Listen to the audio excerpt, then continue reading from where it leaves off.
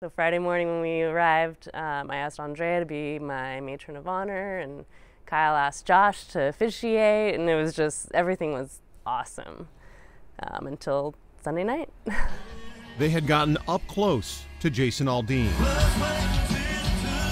when the music took backstage to the gunfire. The second round started, and the woman next to us was down on the ground with blood all over her. That's when Kyle kicked into a different gear than most. The calmer you are, the more you can think straight and you can think about what you have to do to survive. Which meant running for shelter between gunfire. When the round started, he and Josh would dive on top of Andrea and me. The bruises and scrapes still fresh on her knees.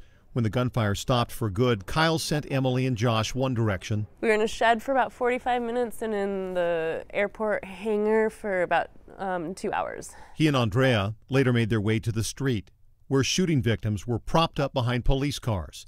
That's where he found Austin Davis, shot in the torso, breathing, conscious, but could only move his head. Like whenever he would kind of fade a little bit, I'd say, "Austin, Austin," and then his eyes would like light right up. Among the emergency vehicles, there were pickup trucks ferrying victims out. One finally stopped. And so I picked up Austin, and like somebody else helped me get him, and then we put him in the truck, and I put his wallet like on top of him or next to him. It was only after they got home he learned Austin was one of the 58 who lost their lives.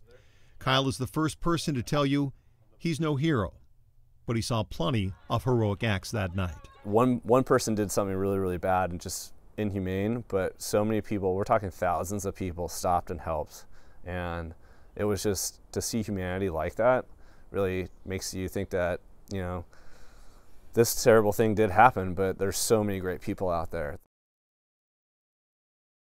Should mention, Kyle really did not want to go on camera. He's not one of those guys. Didn't really want to talk about it. It was his big brother who kind of said, "Hey, listen, you have a good story to tell about all those good things that you saw. Why don't you sit down and tell it?" And so he was reluctantly, but he did. Well, it's nice to hear them talk, and just because their story is so important. And I'm wondering, did it change their outlook? Did you get a sense of that?